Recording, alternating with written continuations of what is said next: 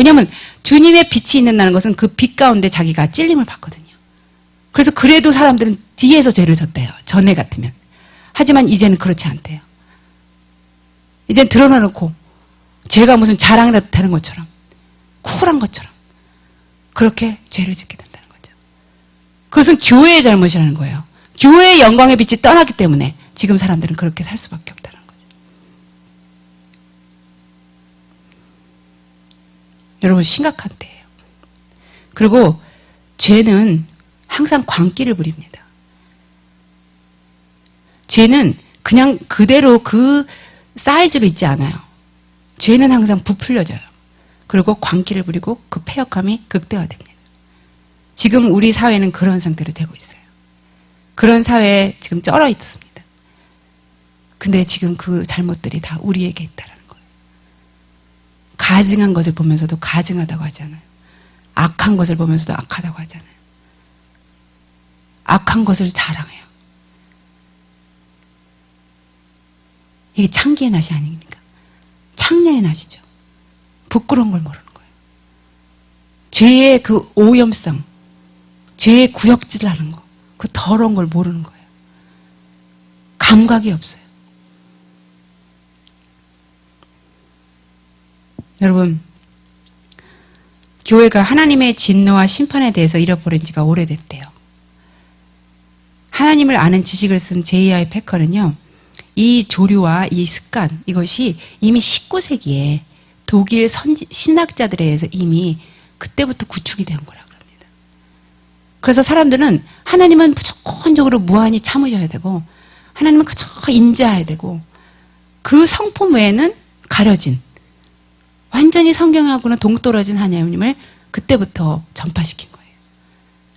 그래서 신학이 무너지니까 교회가 무너진 거고 지금 그런 상황인 거예요. 그래서 하나님은 산타클로스하고 전혀 다른 게 없어요. 산타클로스처럼 인자하고 모든 것을 다 주고 전혀 회개나 어떤 그 징계는 없는, 어미하심은 전혀 찾아볼 수가 없는 그런 상태로 지금 간 것입니다. 근데 이 확신이 너무 깊게 모든 신자들에게 지금 칡넝쿨처럼 뿌리가 아주 깊게 내려져 있대요. 그래서 저도 어떤 교회에 가보면 이제 커리큘럼이 있지 않습니까? 그래서 그 커리큘럼을 이렇게 보잖아요. 그러면 뭐라고 다 써있냐면, 용납함, 참아줌, 인내, 사랑, 이것이 우리의 기본 원칙입니다. 예, 교회의 원칙이 그건 거예요. 그냥 끝까지 용납해주고, 끝까지 참아주고, 인내해주고, 그것이 우리 교회의 원칙이라는 거예요. 커리큘럼을 보면 그래요. 그러면 전 딱 느끼는 거예요. 왜 거기 회개가 없냐? acceptance는 있는데 repentance는 없어요. 근데 그거를 저는 볼 수 있는데 그 교회에 있는 사람들은 못 보는 거예요. 왜냐면 너무 좋은 거야. 이건 너무 좋은 밸류인 거야. 용납하심 얼마나 좋아요. 길이 참으심, 예, 인내, 사랑. 그래서 우리가 속아온 거예요. 근데 이 확신이 사람들한테 너무 깊이 빠져 있어갖고 이것을 빼내는 데는 정말 오랜 시간이 걸린다는 거죠. 그래서 저는 변수호 목사님께서 지옥에 가는 크리스찬을 썼다는 게 획기적인 거다 진짜. 사람들을 완전히 눈을 뜨게 하는 거죠. 완전히 사람을 그 시각을 바꿔주는 책이었던 거예요. 그런데 그 책을 외국 그 사역자들이 그 교회에 와서 지옥에 가는 크리스찬을 이렇게 선지자님이지만 보여주면 그분들이 놀랜대잖아요. 나는 그런 걸 믿지 못하겠다고. 하이디 베이커 목사님도 그랬대잖아요. 너무나 그분은 사랑이 깊잖아요. 그러니까 지옥에 가는 크리스찬 그 책을 변승 목사님이 줬더니 너무 어렵다고 힘들다고 이 책은 그렇게 얘기하셨대요. 샴볼츠도 그랬대요. 이게 맞는 말이냐고. 그만큼 사역자들도 그걸 분별을 못하는 거예요. 얼마나 많이 그 깊은 확신이 우리 안에 들어왔는지. 하나님은 그냥 참아줘야 되고 무언하시고 진노와 심판, 징계 이런 건 말해서는 절대 안 되는 거예요. 왜냐하면 사람들은 너무나 어뷰즈 돼 있거든요. 요즘 사람들은 다들 뭐라 하냐면 자기는 다 학대받았대요. 그래서 학대받은 자기는 자기가 그 낮은 자존감을 갖고 있기 때문에 막 그런 소리 하면 무섭대요. 그러면서 그런 얘기는 절대 하면 안 되는 것처럼 그렇게 사람들이 농락되어 있는 거예요. 그래서 정말 이 시대에 그런 진리의 빛이 비춰져야 될 것 같아요. 그리고 제가 이번에 어떤 사이트를 봤는데 토니 캠폴로라는 사역자가 신앙인이에요. 굉장한 신앙인이었어요. 근데 이분이 그 동성애에 대해서 어떠한 견해를 가지고 있었겠죠. 아, 동성애는 죄다. 그런데 자기 아들이 동성애인 거를 발견한 때가 있어요. 자기 아들이 동성애인 거예요. 그러니까 이분의 시각이 바뀐 거예요. 아, 동성애도 사람이구나. 동성애자들도 사람이구나. 그러면서 동성애자들을 비난하는 것은 죄다. 죄를 미워야지 그들을 미워하면 안 된다. 그래서 그거는 솔직히 맞는 말이니까. 그랬는데 그분이 또 그러시기를 어떤 친구분이 저녁에 늦게 집에 돌아갔는데 10시 반쯤 됐는데 전화가 왔어요. 그래서 자기는 피곤하니까 전화를 받을까 말까 했대요. 근데 전화를 받으니까 그 친구분이 그러더래요. 내 아들이 오늘 자살했다고. 근데 내 아들은 동성애자라고. 동성애자였다고. 그러면서 내가 하늘에 가서 예수님을 뵙게 될 때 나는 그 애를 위해서 내가 예수님한테 살려달라고 할 거라고. 얘는 착한 애였다고. 얘는 착한 애였다고. 그렇게 말할 거라고. 그러면서 그 동영상이 끊겨지거든요. 근데 너무 마음이 아픈 거예요. 그 동성애자 아들이 얼마나 힘들었으면 자살까지 했겠어요. 그것은 굉장히 연민을 일으키는 얘기죠. 하지만 하나님 아버지는 육신의 아버지하고 틀립니다. 하나님 아버지는 지옥에 가 있는 아들, 자녀를 보고 우시는, 사랑하기 때문에 우시잖아요. 하지만 그들을 지옥으로 보내시는 분이 하나님이세요.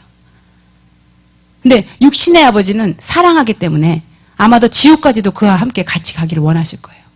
하지만 하나님 아버지는 그렇지 않으세요.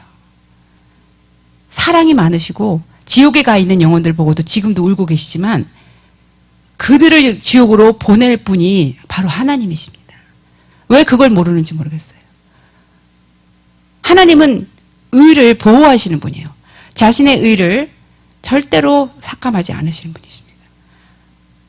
의를 하셔야 돼요. 그분의 의를 하셔야 돼요.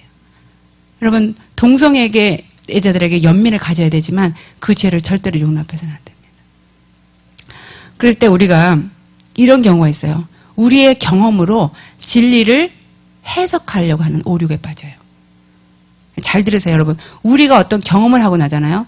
그러면 그 경험으로 진리를 해석하려는 오류에 빠진다는 거예요. 하지만 우리는 절대적으로 말씀으로 진리를 해석해야 돼요. 예, 말씀이 뭐라 그러는지를 알고 그것이 진리를 해석하게 해야지 절대적으로 우리의 경험이 진리를 해석하게 해서는 안 됩니다. 아멘.